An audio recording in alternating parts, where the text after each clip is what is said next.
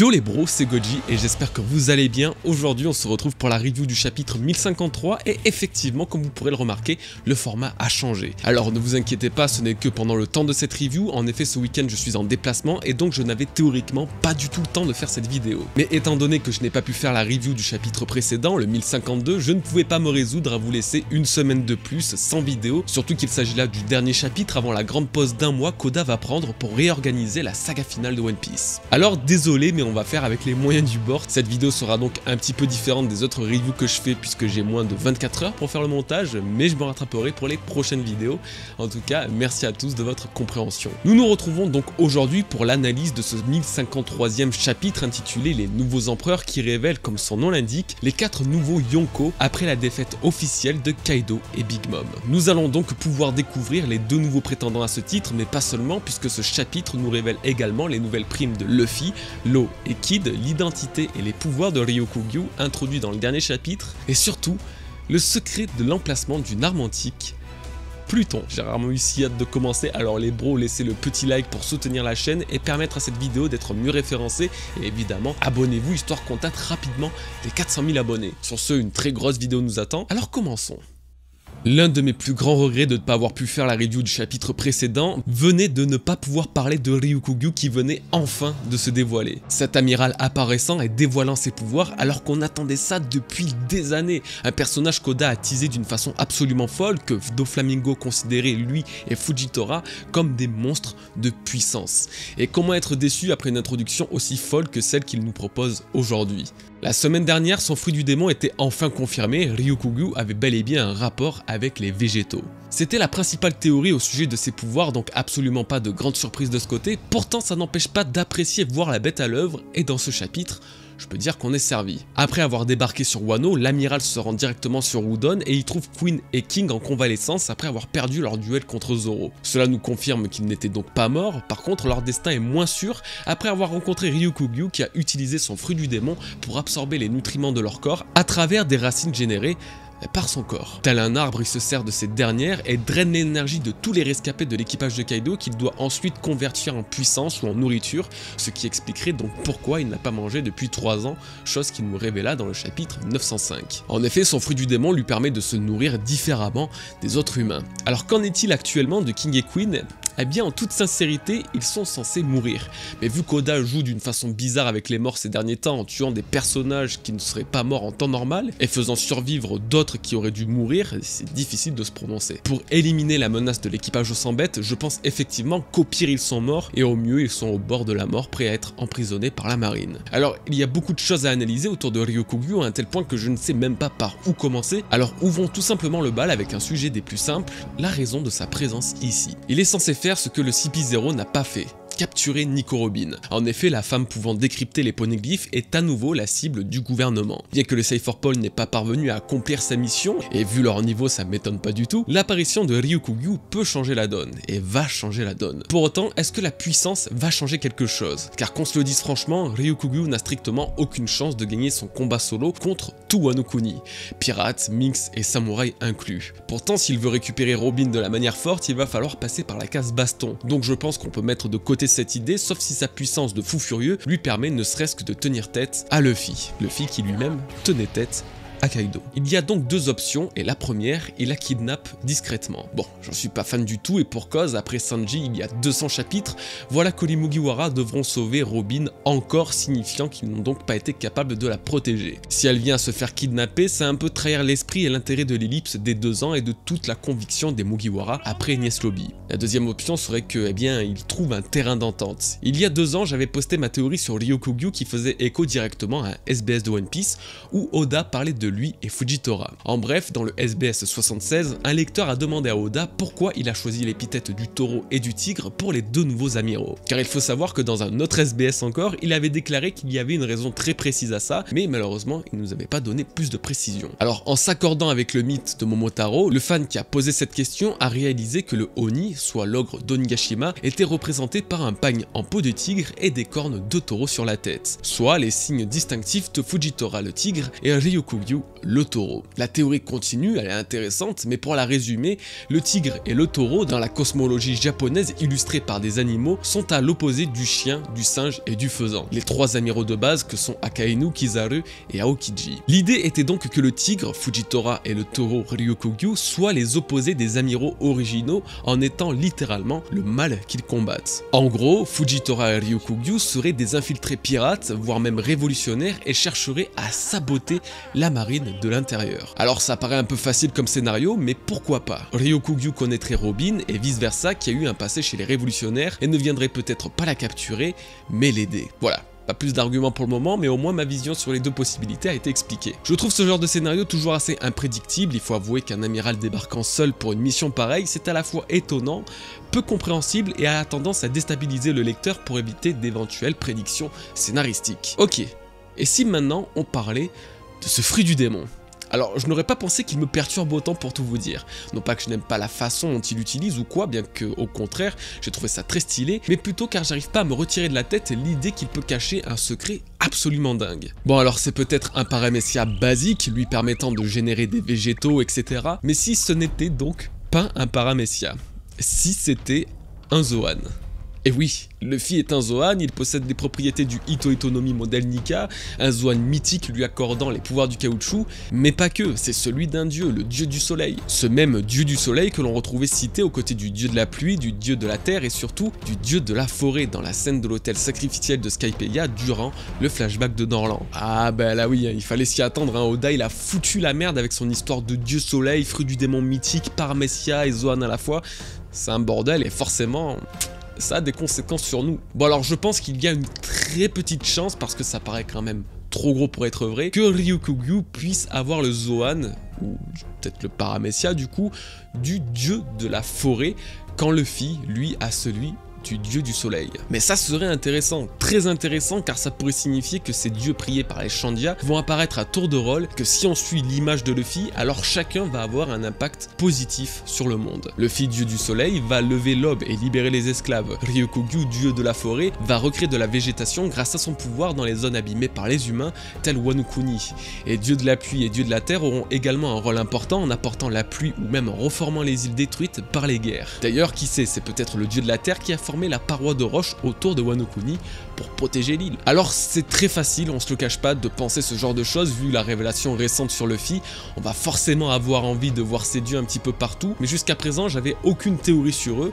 Alors du coup, j'aime bien cette idée. Même si j'avoue, attention, trouver ça assez étonnant qu'un amiral de la marine puisse avoir un tel fruit du démon, surtout chez un personnage introduit si récemment.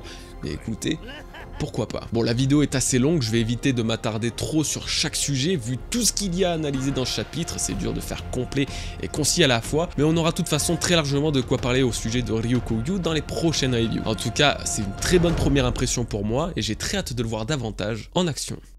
Nous en venons à la révélation des nouvelles primes, le moment tant attendu par la communauté et encore plus par moi-même, puisque récemment j'ai fait une vidéo que vous avez d'ailleurs adorée, merci beaucoup, sur les montants qu'atteindront les 5 supernovas ayant affronté les Yonko. Forcément les répercussions sur leur avis de recherche allaient être incroyables, alors est-ce le cas? Voici donc les nouvelles primes de Luffy, Kid et Law qui obtiennent tous les trois un nouvel avis de recherche s'élevant à 3 milliards de berries chacun. Les 3 capitaines supernovas sans exception partagent le même montant sur toutes leurs primes.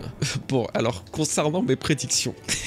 Oui, bon, il se peut que je suis pas réellement surpris pour Kid et Law, hein, parce que je les avais personnellement estimés avec une prime quasiment similaire à tous les deux et aux alentours des 2 milliards et 700 millions de berries. Donc on va dire que si j'avais su, j'aurais arrondi à 3 milliards, mais j'avais pas osé. Hein. Ok, donc on n'en est pas si loin, ça va. Par contre, pour le film, c'est une petite surprise quand même. Hein. Je n'aurais vraiment pas pensé que sa prime soit si basse, entre guillemets, mais surtout similaire à celle des deux autres. Bah oui, quand on prend du recul, c'est Luffy qui a donné le coup final à Kaido. C'est Luffy qui s'est réveillé en tant que Nika, l'ennemi ultime du gouvernement mondial. Et c'est encore Luffy qui avait de base la plus grande prime, 1 milliard de berries supérieure aux autres. Alors, de voir le guerrier libérateur du monde autant recherché que les deux autres, je trouve ça fou. Ça fou. Moi, avec les 5 milliards de berries que je lui ai imaginé, je me retrouve con. Merci Oda. Non, par contre, je pensais vraiment que Luffy aurait eu une prime supérieure et je comprends pas ce choix qu'a fait Oda, même si je pense qu'il peut le justifier par quelque chose de très simple.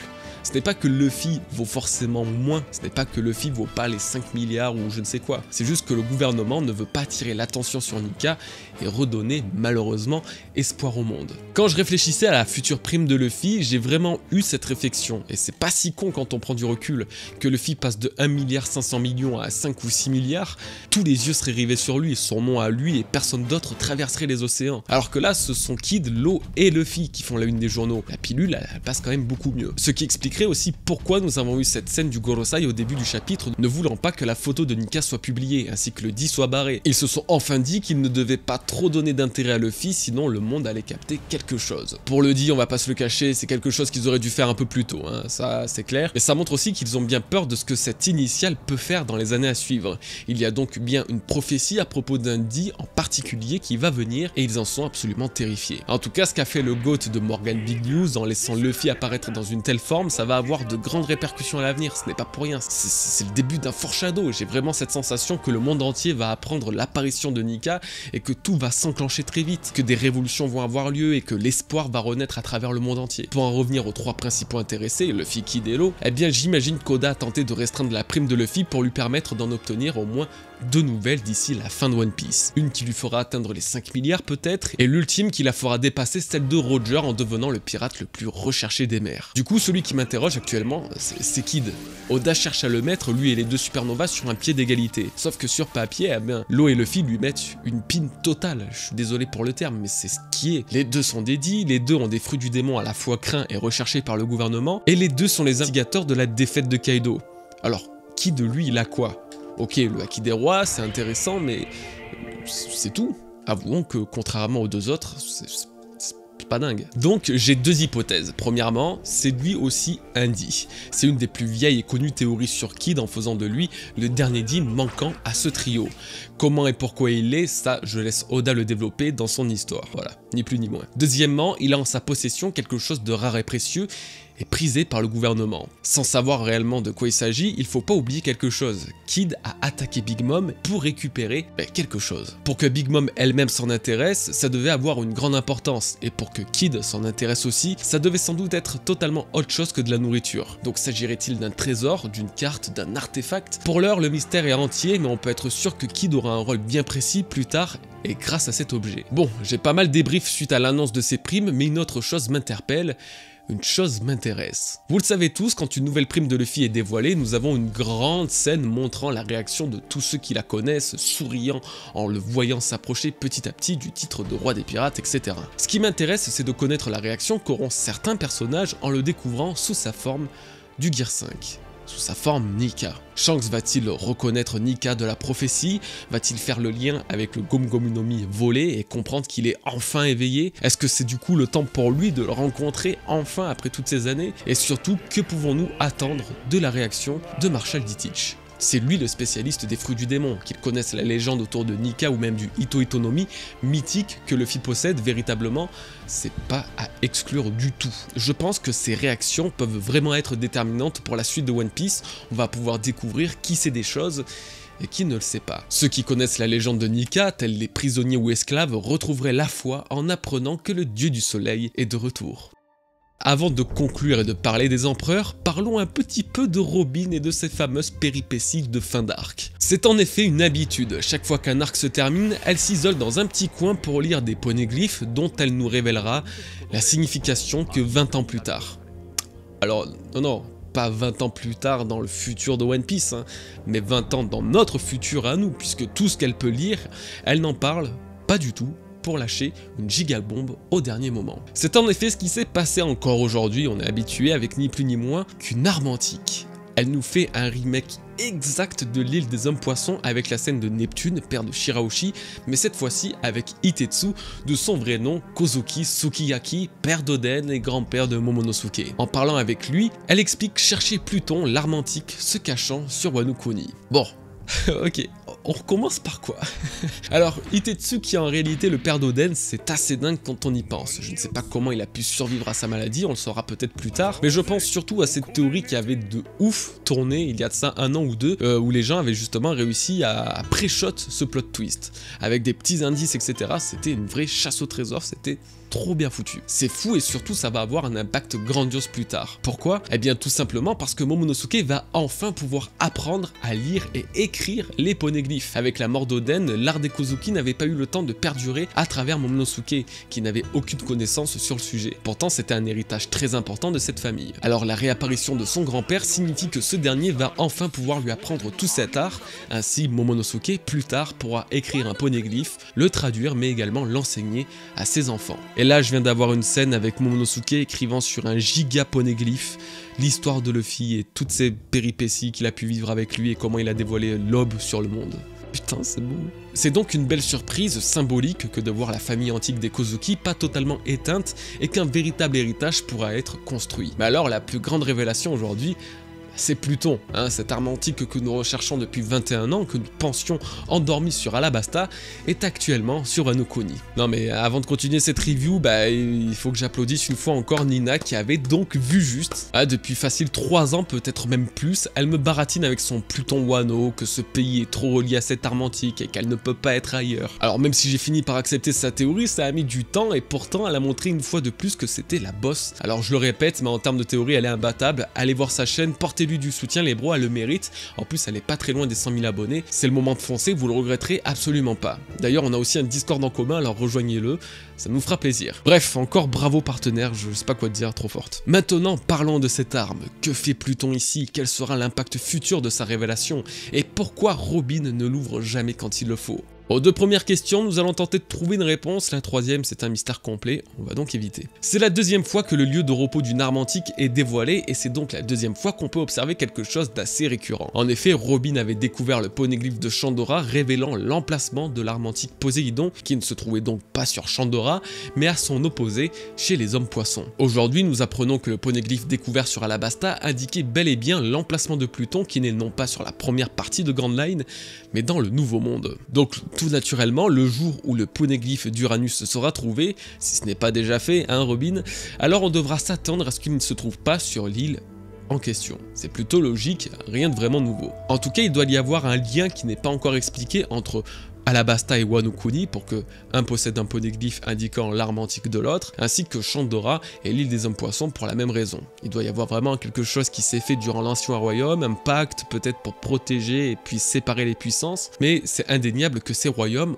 ont quelque chose en commun. Maintenant, la présence de Pluton, la plus puissante arme de destruction du monde, le bateau capable d'éradiquer une île entière sans laisser de traces, expliquant pourquoi Kaido voulait s'emparer de cette île. Tout comme Crocodile, il devait le savoir et devait savoir que Wano Kuni cachait ce titan, sauf que lui, contrairement au Shichibukai des sables, il ne s'est pas trompé. Du coup, n'aurions-nous pas là l'explication et la confirmation que Wano Kuni s'est coupé du monde il y a 800 ans pour empêcher à quiconque de ressusciter cette arme antique? En relisant le chapitre 972, Oden disait avoir découvert pourquoi Wano était fermé. Il disait qu'il y a bien longtemps, le clan Kozuki avait été responsable de la fermeture du pays au reste du monde dans le but de protéger Wano d'un grand pouvoir extérieur. Alors se pourrait-il que ce grand pouvoir auquel faisait référence Oden était une personne qui pouvait obtenir les armes antiques, mais surtout Pluton qui se trouvait justement sur Wano. Ainsi, pour protéger Pluton, Wano Kuni ainsi que le monde, les Kozuki auraient trouvé le moyen de former une barrière autour du pays et ainsi empêcher le navire antique d'être récupéré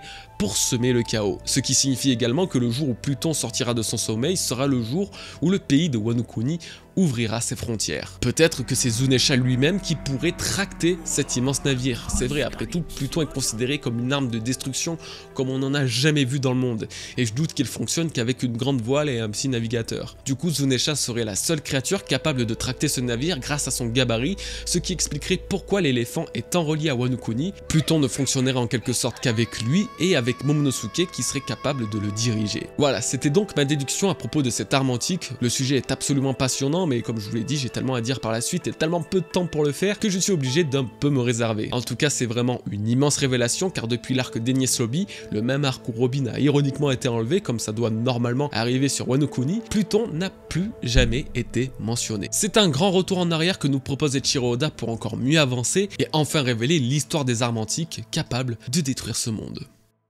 Et là voici la nouvelle révélation des empereurs après la défaite de Kaido et Big Mom. Ce n'est nul autre que Luffy et Buggy le clown qui vont rejoindre Shanks et Barbe Noire dans le cercle très restreint des Yonko. Et là, on voit à quel point One Piece a évolué. Rendez-vous compte que ces deux mecs-là, qui se sont affrontés il y a plus de 1000 chapitres, rejoignent ensemble, en même temps, les plus grands pirates des mers avec une influence s'étalant à travers le monde entier. C'est totalement fou que Luffy et Buggy soient Yonko. On va analyser le cas de Luffy avant de passer à celui de Buggy qui a totalement et encore une fois retourné le game. Pour Luffy, c'était en effet presque acté qu'il allait obtenir un tel titre après Wano Kuni.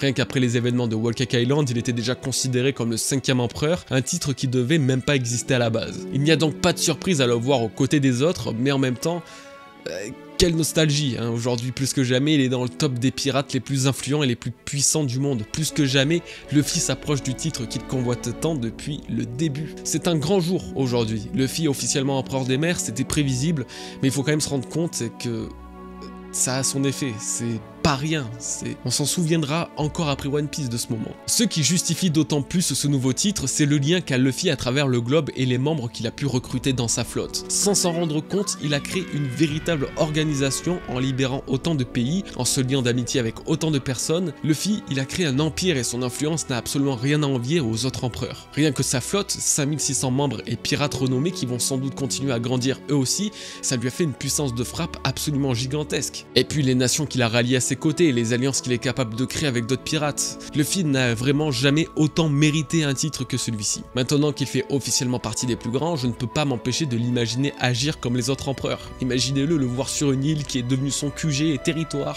envoyer ses hommes pour régler des conflits, se déplacer en personne pour rencontrer d'autres Yonko et faire trembler le monde. Bon, évidemment c'est pas trop le genre de Luffy, hein, mais dans un univers parallèle, c'est exactement le rôle qu'il pourrait avoir en tant que Yonko, parce que n'oubliez pas une chose, si 5600 pirates ont voulu le rejoindre seulement après avoir vaincu Doflamingo, combien vont vouloir le rejoindre après être devenu empereur? Rendez-vous compte que les Yonko sont une cible stratégique pour tous les pirates, qu'ils soient à abattre ou à s'allier pour profiter de leur puissance et leur protection. On a très bien pu le voir avec Kaido et Big Mom qui avaient dans leur équipage des mecs qui ont voulu les tuer et d'autres profiter de leur puissance. Donc Luffy va en toute logique subir le même destin que les autres et attirer l'attention et la curiosité d'un nombre encore plus important de pirates à travers le monde. Mais en termes d'influence, celui qui va sans doute dépasser tous les autres empereurs dans ce domaine et égaler peut-être Big Mom dans ses connexions à travers le monde, c'est Buggy le clown. La semaine entière, internet entier s'était déjà mis à penser que Buggy serait le prochain empereur grâce au tome 25 qui dévoile Buggy aux côtés de Shanks, Barbe Noire et Luffy, les 4 nouveaux empereurs. Et c'était vrai, c'est un foreshadow qui date de 20 ans. Ce tome est sorti en 2002, pourtant il a reproduit quasiment exactement les mêmes poses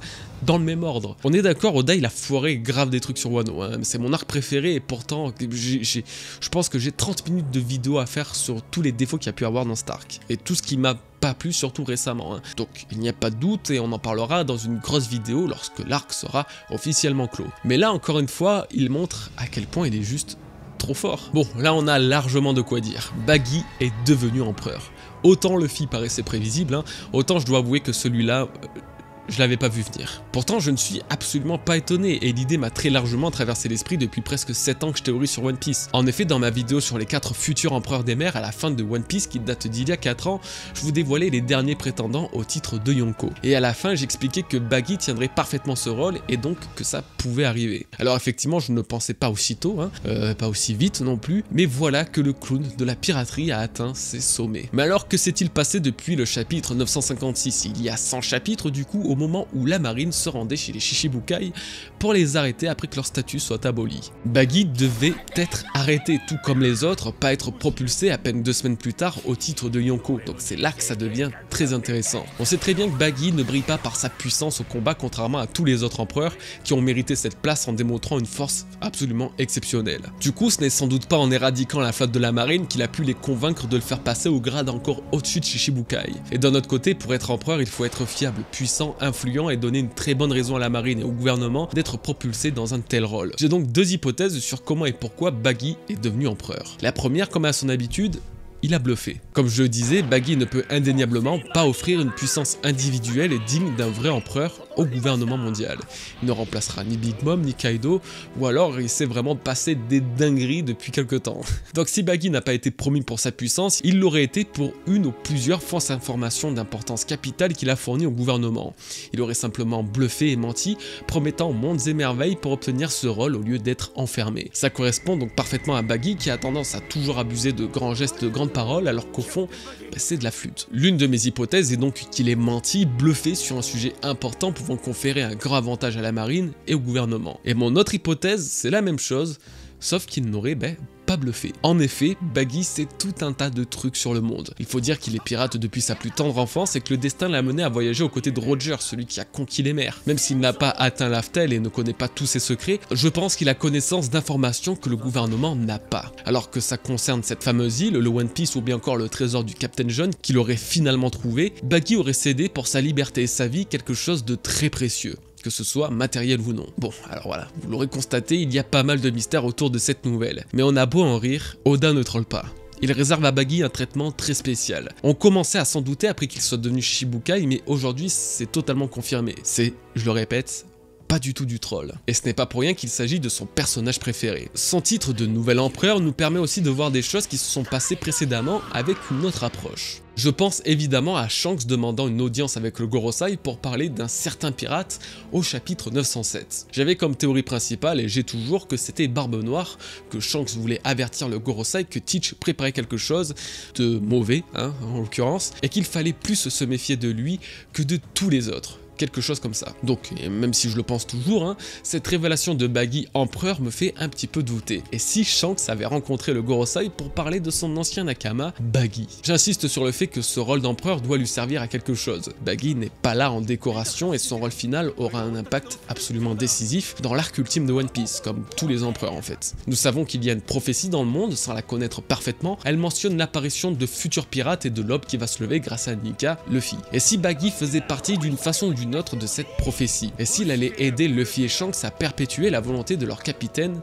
Goldie Roger. Baggy réaliserait que Luffy est l'héritier de cette volonté et agirait pour faire de lui le roi à un moment de l'histoire. Lorsqu'il rentrera en scène, il prouvera au monde qu'il mérite totalement ce titre d'empereur des mers et que derrière l'image qu'il donne, Baggy a un véritable potentiel absolument monstrueux. Et d'ailleurs cette transition est parfaite et me permet alors de terminer cette partie avec une nouvelle théorie le concernant. Baggy est un dit et possède le Haki des rois. Jamais, je dis bien jamais, je n'aurais cru dire ça un jour d'un air aussi sérieux. Et pourtant, commençons par le Haki des rois. Comme Doflamingo enfant nous l'a prouvé, pas besoin d'être un combattant pour posséder le fluide royal en soi. Certes, Doflamingo est devenu très puissant par la suite, mais quand il était enfant, il n'avait strictement aucune compétence physique comparée à Ace. Baggy sait se battre sans forcément briller dans ce domaine et pourrait lui aussi posséder cette forme de haki pour la simple et bonne raison qu'aucun empereur n'a obtenu ce titre sans posséder ce haki.